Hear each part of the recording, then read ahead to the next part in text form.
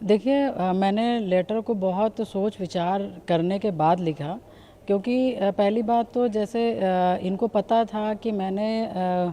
जब राज्यसभा का चुनाव हुआ मैंने तभी वोट उनको दिया, तो उसी समय मुझे निकाल देते। और उसके बाद जिस तरह से मुझे सदन पर, जब मैंने सदन में अपनी बात रखी और मैंने योगी जी को और उनके नीतियों पर समर्थन किया और उसके बाद उनको धन्यवाद दिया, और तो कहीं ना कहीं जब मैंने माफिया अतीक अहमद बोला तब उन्होंने मुझे पार्टी से निष्कासित करने का काम किया। तो कहीं ना कहीं इतने अपमानित तरीके से जब मुझे पार्टी से निकालने का, निष्कासित करने का काम किया जाएगा, और क्योंकि एक चीज़ मैं बताना चाहूँगी, जब से मुझे पार्टी से निष्कासित किया गया है तो आप देख रहे होंगे कि जो समाजवादी के लोग हैं और जो खास करके जो प्रयागराज में जो अतीक के लोग हैं, जो अतीक को मानने वाले लोग हैं, जो उन पर भरोसा रखने वाले लोग हैं, कहीं ना कहीं इस निष्कासन के बाद उनको बहुत बड़ा मनोबल मिला है। तो मैं इस वजह से, क्योंकि उनके जिस तरह से मेरे बारे में टिप्पणी करना, अभद्र टिप्पणी करना, और मुझे सूचना भी मिल रही, जिस तरह जानकारी मिल रहा है कि उनको एक बहुत बड़ा ताकत मिल गया कि पूजा पाल अब समाजवादी से हटा दी गई है, अब ये हम लोगों की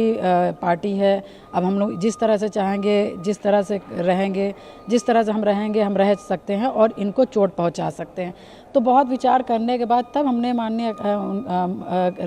उनको अखिलेश यादव जी को हमने लेटर लिखने का काम किया, क्योंकि मैं बहुत सी चीज़ें सुन रही हूँ इस वजह से, क्योंकि जैसे मैंने सदन में बोला तो वैसे इनके लोग बौखला गए, और बौखलाने के बाद जो इलाहाबाद में अतीक के लोग हैं वो क्या करेंगे वो मैं ही जान सकती हूँ। इसलिए मैंने अखिलेश जी को पत्र लिखा कि मुझे कुछ भी होता है तो उसके जिम्मेदार आप होंगे, क्योंकि जिस तरह से मुझे अपमानित करके निकाला गया है तो कहीं ना कहीं अतीक के लोगों का मनोबल बढ़ा है, कुछ भी कर सकते हैं। आपने बोला कि आपको धमकी भी मिली है, किस तरह के जो धमकी जो आप कह रही हैं? देखिए, जैसे सदन में मैंने माफिया अतीक अहमद का नाम लिया, जिस तरह से मैंने उसके जो दुर्दांत तरीके से हत्याएं की जाती थी मैंने उसके बारे में जिक्र किया, तो इन सब चीज़ों को लेकर, और ख़ास करके जिस पार्टी से मैं निकाली गई हूँ उस पार्टी से कहीं ना कहीं वो लोग संबंधित रखते हैं अपने आप को, तो उसके वजह से मतलब ऐसा कुछ चल रहा है, ऐसा कुछ हो रहा है, तो धमकियाँ मिल रही।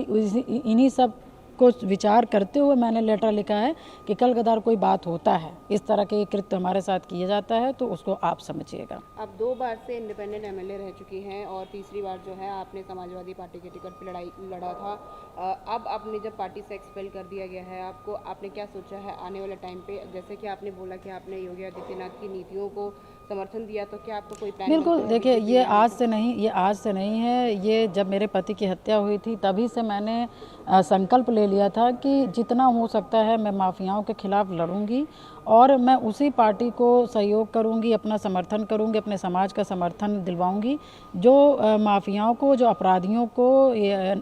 बेअंकुश लगा सके। और शुरू से मेरी नीति यही रही है, और इन सब नीतियों को देखते हुए कहीं ना कहीं मैंने काम भी किया है और आगे भी काम इसी पे करूंगी, और अपनी जनता का और अपने पाल समाज के जो हमारे साथी सहयोगी हैं, हमारे भाई बंधु हैं, पिता तुल्य बुजुर्ग हैं, मैं उन्हीं की सेवा करना चाहूँगी, उन्हीं की सेवा कर रही हूँ, क्योंकि मेरे दुख सुख में, मेरे तकलीफ़ में, मेरे संघर्षों में मेरा समाज खड़ा रहा है, मेरी जनता खड़ी रही है। तो अभी आगे का तो मैं नहीं बता सकती कि मैं क्या करूँगी, मगर हाँ इतना मेरा तय है कि मैं अपनी जनता का सेवा और अपने पाल समाज की सेवा लगातार करती रहूँगी, क्योंकि उन्होंने मुझे बहुत ताकत दिया है और आगे का जीवन उन्हीं पर समर्पित करूँगी। सवाल, अगर मौका मिले तो बीजेपी क्या आप ज्वाइन करना चाहेंगे, क्योंकि आप ऑलरेडी उनकी नीतियों को जो है समर्थन दे रही हैं? देखिए, क्योंकि हमारी विचारधारा और बीजेपी की वर्तमान में विचारधारा हमारी उनकी मिलती जुलती है, इसलिए मैंने उनके कामों के लिए समर्थन किया कि क्योंकि माफिया को, अपराधी पे वो अंकुश लगाने का काम कर रहे हैं, और उस पीड़ा से मैं गुजरी हूँ,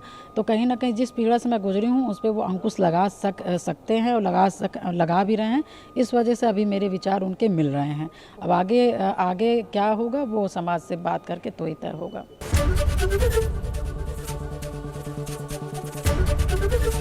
एबीपी गंगा, खबर आपकी, जुबान आपकी।